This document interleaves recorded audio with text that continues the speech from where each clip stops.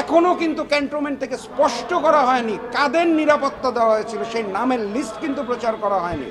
এখনও কারা ক্যান্টনমেন্টে আছে, কারা ছিল, এই লিস্ট প্রচার করা সেনাপ্রধানের দায়িত্ব। জনগণের এটা জানার অধিকার আছে এবং আমরা স্পষ্ট করে জানতে চাই কারা কারা পালিয়ে গেছে, কারা কারা এখনও দেশে আছে, কার হেফাজতে, কার নিরাপত্তায় আছে, কারণ তারা সকলেই গণহত্যাকারীর দোষর এবং আসামি। তাদেরকে গ্রেফতারের আওতায় আনতে হবে।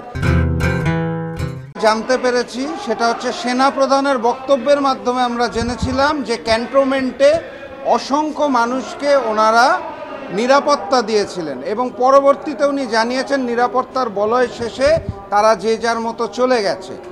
আমার প্রশ্ন হচ্ছে, ক্যান্টনমেন্ট কোনো অপরাধীকে নিরাপত্তা দেওয়ার জন্য দায়িত্বপ্রাপ্ত নয়। বাংলাদেশ সেনাবাহিনী, শুধু বাংলাদেশ নয়, দুনিয়ার যে কোনো সেনাবাহিনী দেশের প্রতিরক্ষার কাজে থাকে। তারা কিন্তু কোনো অপরাধীকে নিরাপত্তা দেওয়ার দায়িত্ব নিতে পারে না। অতএব সেনাপ্রধান যেটি বলেছেন নিরাপত্তা দেওয়া হয়েছে, আমার প্রথম প্রশ্ন, কেন নিরাপত্তা দেওয়া হয়েছে, কোন প্রোটোকলে দেওয়া হয়েছে, কার কাছে অনুমতি নিয়ে দেওয়া হয়েছে? হাজারো শহীদের রক্তের বিনিময়ে আমরা যে নতুন বাংলাদেশ পেয়েছি, সেই দেশের জনগণ জানে না, কিন্তু ক্যান্টনমেন্টে আওয়ামী অপরাধীদের নিরাপত্তা দেওয়া হয়েছে এবং নিরাপত্তার পরবর্তীতে তাদেরকে সেফ এক্সিটের ব্যবস্থা করা হয়েছে। একইভাবে কিন্তু শেখ হাসিনাকেও সেফ এক্সিট দেওয়া হয়েছিল।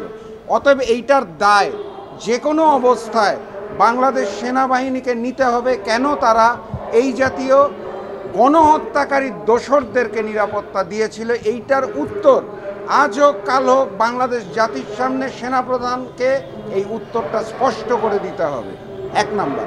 2 নাম্বার হচ্ছে, যেই এখন আমরা যে পরিস্থিতিটা দেখতে পাচ্ছি, 2 মাসের জন্য অন্তর্বর্তীকালীন সরকার সেনাবাহিনীকে ম্যাজিস্ট্রেটি পাওয়ার দিয়েছে।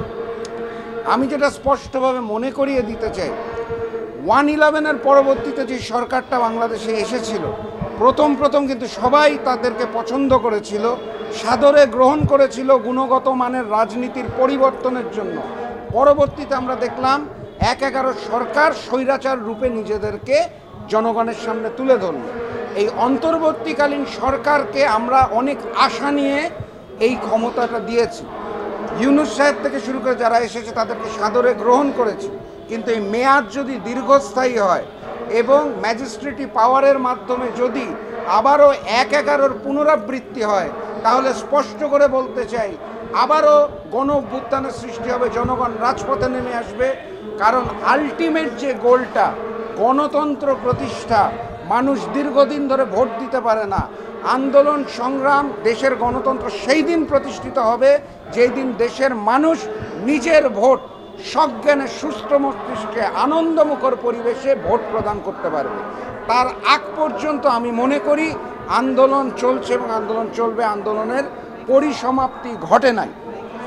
তৃতীয়ত, এই ম্যাজিস্ট্রেটি পাওয়ার দেওয়ার পরবর্তী আমি যেটা দেখতে পাচ্ছি সেটা হচ্ছে আওয়ামী লীগ গুজব সেল বিভিন্নভাবে প্রচারণা চালাচ্ছে যে এখন তাহারা তাদের উপর অত্যাচারের মামলা করতে পারবে। আমার এই জাতীয় কথাবার্তা শুনলে অত্যন্ত আশ্চর্য লাগে এবং হাসি পায়। কারণ আমি মনে করি যে যেই ধারায় সন্ত্রাস বিরোধী আইনে ফ্যাসিস্ট শেখ হাসিনা জামাতে ইসলামী বাংলাদেশকে নিষিদ্ধ করেছিল, সেই একই ধারায় সর্বপ্রথম নিষিদ্ধ করা প্রয়োজন আওয়ামী লীগ, যুবলীগ, ছাত্রলীগ, শ্রমিক লীগ, মহিলা লীগ, অর্থাৎ গণহত্যাকারী এবং তাদের দোসরদের, যাদের এই দেশে গণহত্যার দায়ে রাজনীতি করার অধিকার নাই।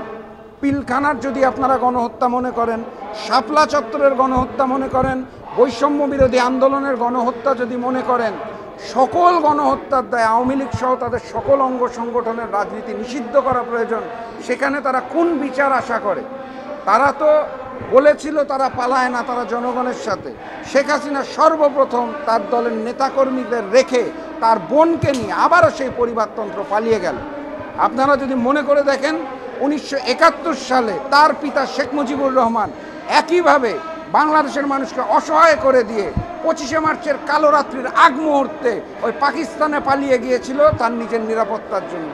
একইভাবে তার কন্যা শেখ হাসিনা বাংলাদেশকে অসহায় অবস্থায় রেখে দিয়ে পালিয়ে গেছে। তবে কথাবার্তা পরিষ্কার, শেখ হাসিনার বিচার এই বাংলার মাটিতেই হতে হবে, একটা এক্সাম্পল ক্রিয়েট করতে হবে, নতুবা দিন শেষে পরবর্তীতে যারা আসবে তারাও কিন্তু এই ফ্যাসিজম করার সুযোগ পাবে, যেটা আমরা চাই না। প্রথমত আমি যেটা মনে করি, আমি আগেও যেটা বারবার বলেছি, শেখ হাসিনাকে যেইভাবে পালিয়ে যেতে যাওয়ার সুযোগ দেওয়া হয়েছে সেটাকেই আমি অন্যায় মনে করি। শেখ হাসিনা গণহত্যাকারী, যার হুকুমে এত এত মানুষ মারা গেছে, শহীদ হয়েছে, তাকেও তো পালাতে সহায়তা করা হয়েছে।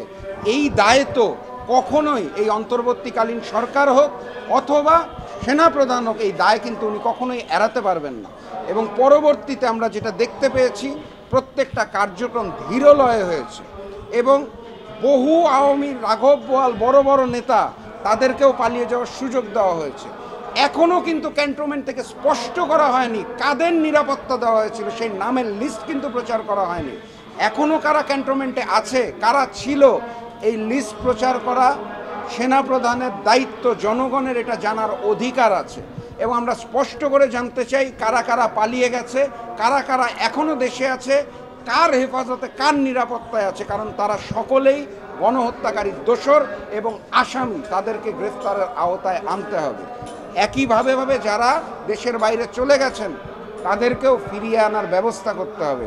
আপনারা নিশ্চয়ই জানেন ভারতের সাথে বাংলাদেশের এই বন্দি বিনিময় চুক্তি আছে, যেটা শেখ হাসিনা নিজে করেছিলেন 2013 সালে। তো সেই একই চুক্তির মাধ্যমে গণহত্যার দায়ে শেখ হাসিনাকেও কিন্তু বাংলাদেশে ফিরিয়ে দিতে হবে। এটা আমাদের দাবি, জনগণের দাবি, এটা হতেই হবে। এখন অন্তর্বর্তীকালীন সরকার প্রথমত যেটা বলেছে, সরকার বদলের জন্য গণ অভ্যুত্থান হয়নি, ইহা সত্য।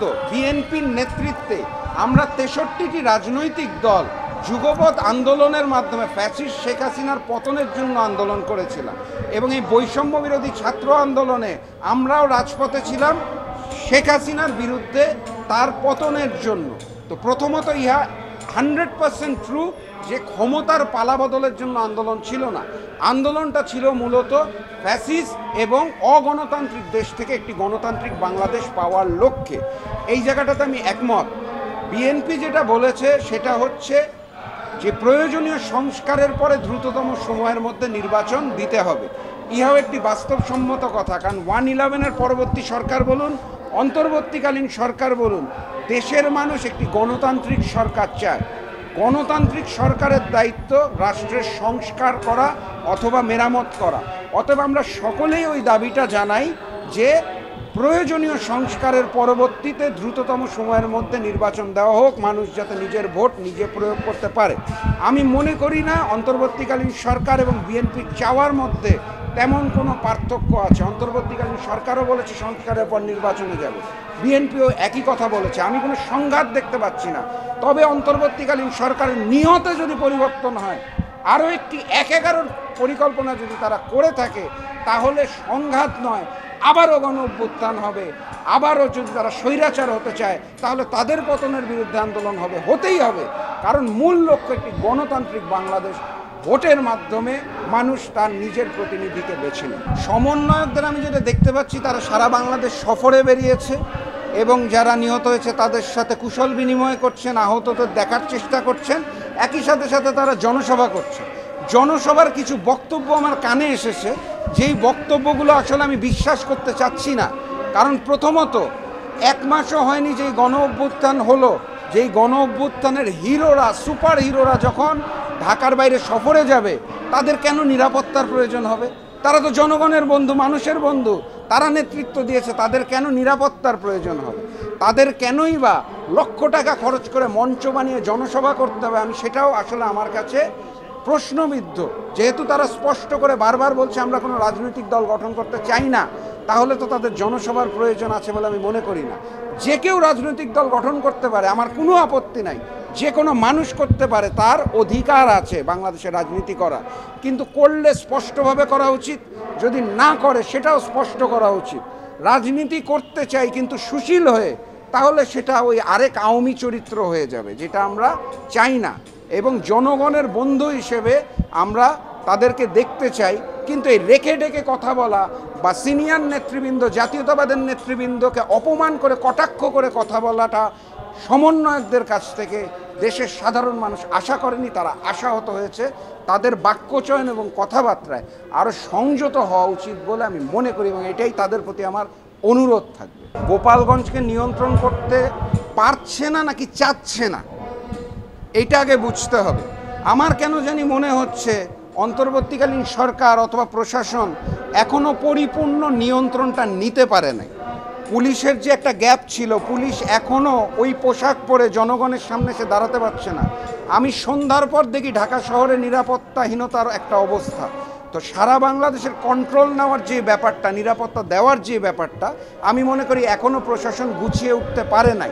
গুছিয়ে উঠতে পারলে নিশ্চয়ই গোপালগঞ্জ সহ সারা বাংলাদেশের অন্যায় অবিচার, হামলার গ্রেফতারও হবে, বিচারও হবে। আর যদি সেটা না হয় তাহলে বুঝতে হবে নিয়তে কোনো গলদ আছে, যেটা আমরা আশা করছি না। কিন্তু যদি গলদ থেকে থাকে তাহলে সেটাকেও প্রতিহত করা হবে। সেটাই আমাদের দেশবাসী জনগণের দায়িত্ব।